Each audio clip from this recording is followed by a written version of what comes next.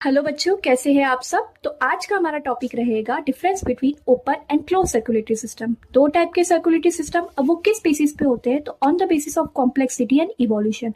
Complexity बढ़ी है, evolution हुआ है, टाइम टू टाइम चेंजेस हुए हैं, नॉन कॉर्डेट से कॉर्डेट्स आए हैं, यूनिसेलुलर से मल्टीसेलुलर आए, तो उसी के बेसिस पे दो टाइप के सर्कुलेटरी सिस्टम भी आए हैं। इसमें बच्चों को बहुत डाउट रहता है कि ओपन क्या होता है, क्लोज सर्कुलेटरी सिस्टम में क्या होता है।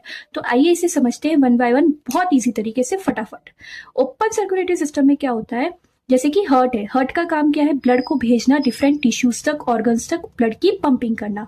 तो हार्ट के थ्रू लार्ज वेसल्स से ब्लड जाएगा। अब अगर उस ब्लड को किसी ओपन स्पेस में या लार्ज बॉडी कैविटी में छोड़ दिया जाता है, खाली कर दिया जाता है, ताकि टिश्यूज ब्लड के डायरेक्ट कांटेक्ट में आ सके। ये डायग्राम देखिए, ये टिश्यूज है, टिश्यूज ब्लड के इसमें डायरेक्ट कांटेक्ट में है, ओपन स्पेस में हमने ब्लड को डाल दिया ताकि ब्लड से टिश्यूज को जो भी चाहिए वो डायरेक्टली ले सके।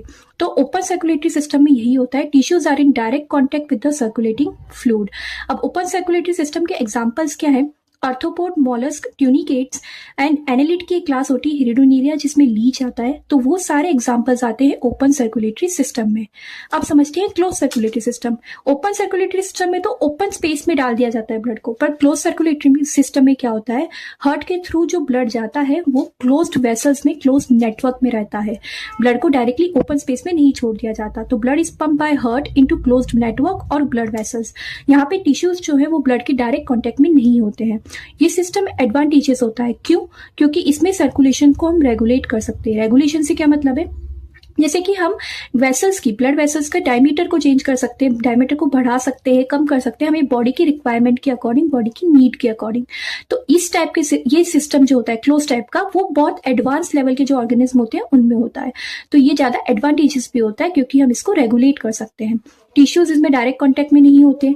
और ये किस किस में प्रेजेंट होता है, तो ये होता है एनालिड्स में, कॉर्डेट्स में, और मॉलस्क की क्लास होती है सेफेलोपोड, जिसमें ऑक्टोपस आते हैं उनमें। बट इसमें एक एक्सेप्शन होता है, urochordates and tunicates are the member of chordates, पर इनमें जो है ओपन सर्कुलेटरी सिस्टम होता है। तो यूरोकॉर्डेट्स एंड ट्यूनिकेट्स में ओपन होता है। क्लोज किस में होता है, एनालिड, कॉर्डेट्स और मॉलस्क की क्लास सेफेलोपोड्स में। अब एक मेन आता है ह्यूमंस।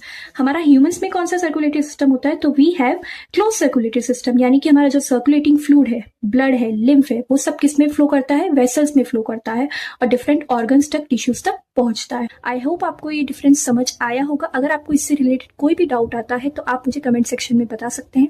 अगर आपको मेरी वीडियो पसंद आई हो तो इसे लाइक करें, शेयर करें और मेरे चैनल को सब्सक्राइब करें। Thank you so much for watching.